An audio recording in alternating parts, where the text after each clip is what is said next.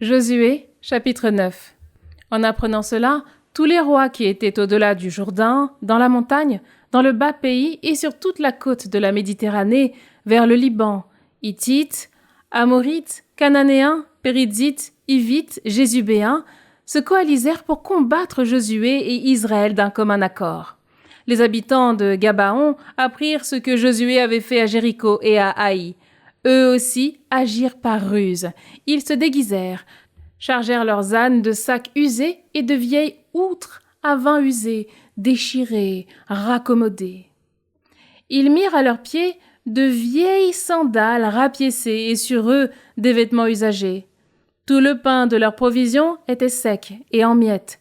Ils allèrent trouver Josué au camp de Gilgal et lui dirent, ainsi qu'aux hommes d'Israël, « Nous venons d'un pays lointain, concluez une alliance avec nous maintenant. » Les hommes d'Israël répondirent aux Hivites, « Peut-être habitez-vous au milieu de nous. Dans ce cas, comment conclure une alliance avec vous ?»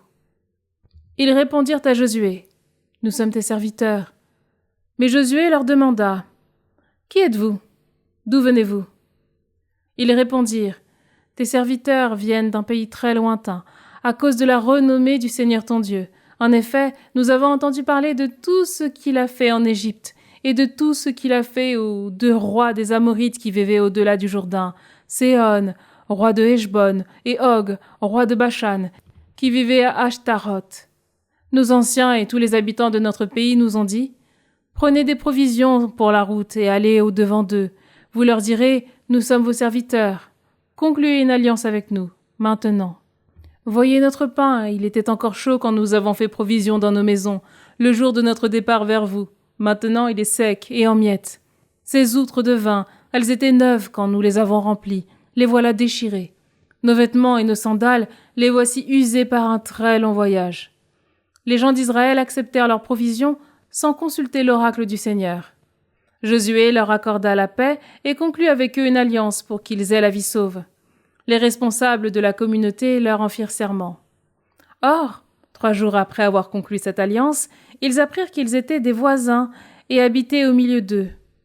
Les fils d'Israël partirent et, le 3e jour, entrèrent dans leur ville. Leur ville était Gabaon, Képhira, Béhéroth et Kiriath Yearim. Les fils d'Israël ne les tuèrent pas, puisque les responsables de la communauté leur avaient fait ce serment par le Seigneur, Dieu d'Israël. Mais toute la communauté récrimina contre les responsables.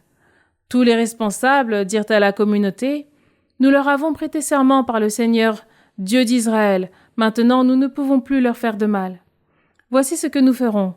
Nous leur laisserons la vie, pour que la colère de Dieu ne nous atteigne pas à cause du serment que nous leur avons fait. » Les responsables ajoutèrent, « Qu'ils vivent, mais soient fendeurs de bois et porteurs d'eau pour toute la communauté. » Ainsi parlèrent les responsables. Josué appela les Gabaonites et leur dit, « Pourquoi nous avoir trompés en disant « Nous habitons très loin, alors que vous habitez au milieu de nous ?» Maintenant, vous êtes maudits. Vous ne cesserez plus de servir comme fendeurs de bois et porteurs d'eau pour la maison de mon Dieu. » Ils firent à Josué cette réponse. « Tes serviteurs ont tellement entendu que le Seigneur ton Dieu avait ordonné à ton serviteur Moïse de vous livrer tout le pays et d'exterminer tous ses habitants devant vous que, devant vous, nous avons eu très peur pour nos vies. C'est pourquoi nous avons agi de la sorte. Maintenant, nous sommes entre tes mains. Traite-nous selon ce qu'il est.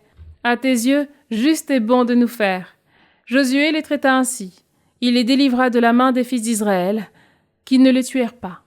Ce jour-là, Josué les établit comme fendeurs de bois et porteurs d'eau au service de la communauté et de l'autel du Seigneur jusqu'à ce jour, au lieu que le Seigneur choisirait.